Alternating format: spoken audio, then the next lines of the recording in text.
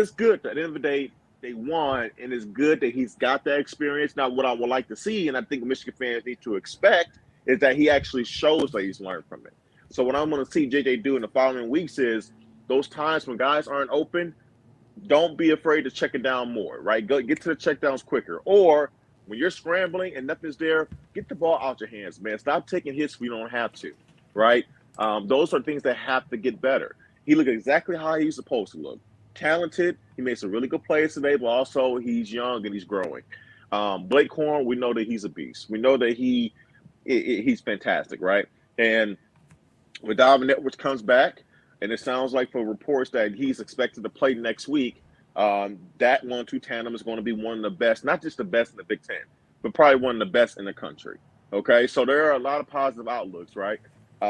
Defensively, there were some bright spots. Blake, but like, Blake I don't want to go down looked a rabbit hole. terrific.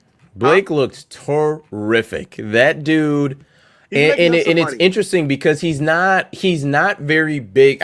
Obviously, we know he's not very big in stature, but he seems to be one of those running backs that even with having a massive amount of carries, because 30 carries in a game in today's college football, that's essentially kind of the 40-45 carries, 10 years ago. That's a lot of carries.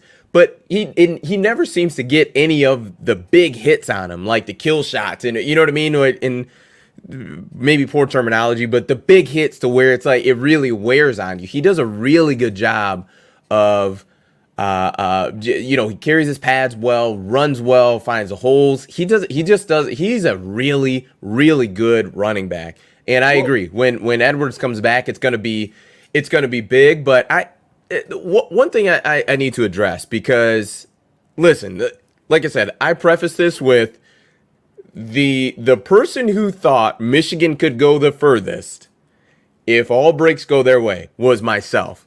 But the amount of Maryland needs to get credit, they're really good, so on and so forth. On our Wednesday show, I saw none of that. On our Wednesday show, what I saw was Michigan's going to win this game 47-10. This is not even going to be close, so on and so forth. That's what our viewers came with on Wednesday. So I don't want to hear the hindsight of, oh, you know what, this team's really good. Because the team that showed up on Saturday is the same team that you said you would beat by 30-something points on Wednesday.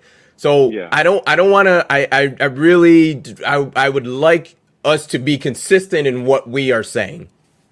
Yeah, you know what, Des? Well, I think ultimately what it is it's a little bit of a gray area. I think Maryland is definitely a better team than what Michigan saw last year. I think that is for certain. Absolutely. I think part of it is, when we'll look back, is this is the Big Ten opener. In terms of who they were playing, a big jump in competition. So a little bit of an adjustment to that for Michigan. And this different speed, stuff like that, athleticism, and just I think a little bit of sloppiness, right? And also play calling as well. I think was a little bit questionable, especially on offense. So I think it was a little bit of a mixture as to why the game was a little bit closer today.